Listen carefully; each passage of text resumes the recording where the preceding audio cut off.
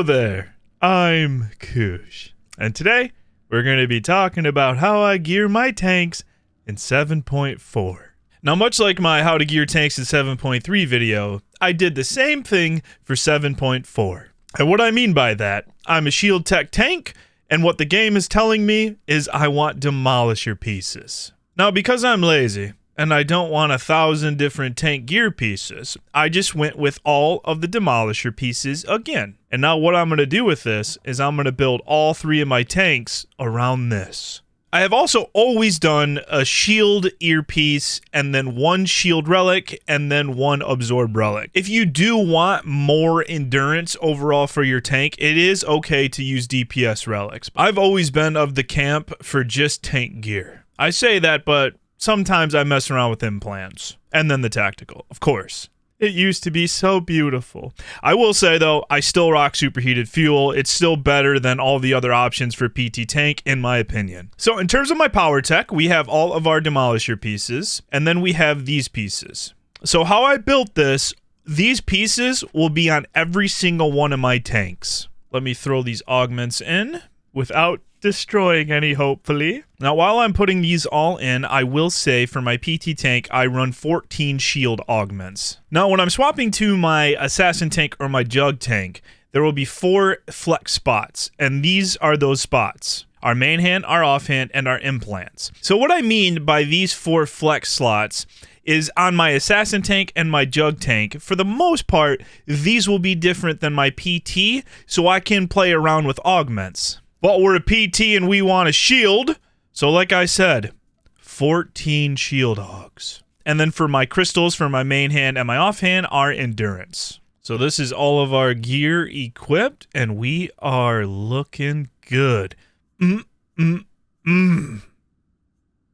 taking a little peek at our defense stats, our flat base stats for our shield is 49.31, and for our absorb is 40.48. So this will always be our lowest number, but we're a PT, and in combat, our shield's going to go up because of our shield enhancers and contracted defense if you are choosing that option over payday. And then we all know that shield absorption isn't going to be there for very long. So right now, I have my shield enhancers up. Let's hit a little heat blast. 70%, 71%, 72% absorb.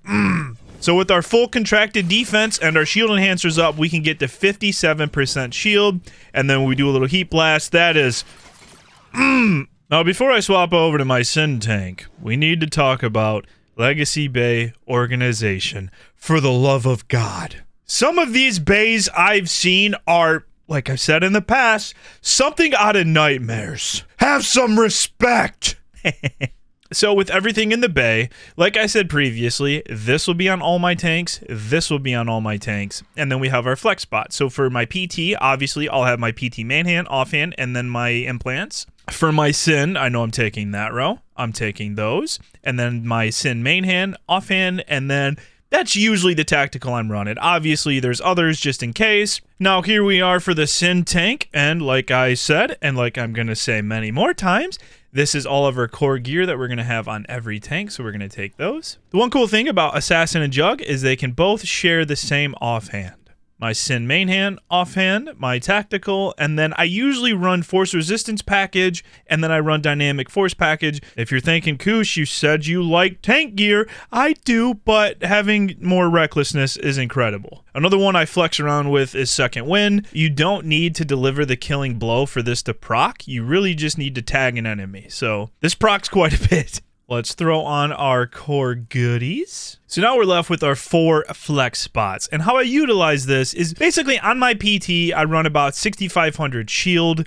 I believe for Sin in the Theory Crafters, it's recommended 5,000 to 5,500, give or take. Now, I run absorb on my flex slots just because I feel like I'm maybe overdoing it a little bit in the shield, because with all said and done, I think I have about 6,000 shield, but like Prez once told me, gear for tanks, it doesn't really matter. That's kind of one of the fun things about tanking in this game is the freedom. You kind of just do whatever you want. Again, this is what I do, and it has felt very cozy. Another thing you can always do is right now I have a shield chest piece. What if you had an absorb chest piece? You lose a little shield, get a little absorb.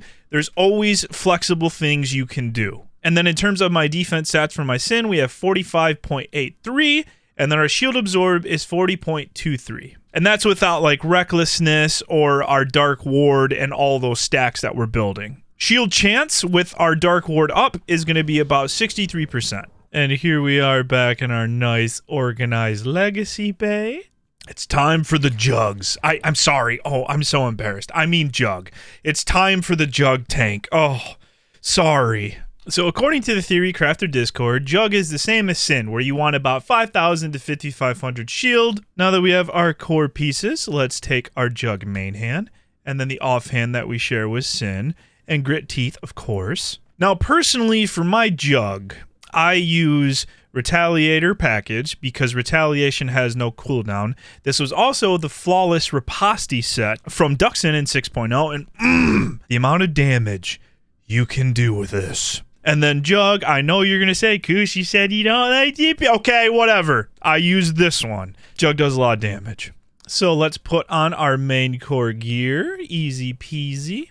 And we have our 4 jug flex spots where, just like my assassin tank, I put absorb augments in these. Our flat shield chance is 49.83%, and then our flat absorb is 36.23%. So I am over a little bit on what the Theory Crafters recommend, so if I did want to get very precise, I could always just swap out one shield piece for an absorb piece and get that to where the Theory Crafters recommend. But again, it's been really cozy. There really wasn't a huge difference from 7.3 to 7.4 in terms of how I gear. Yes, the stats are different, but I just wanted to do a quick little overview on how I'm still gearing. I will be doing a DPS video also very soon because that had a little bit more tinkering of how to get everything to where it needed to be.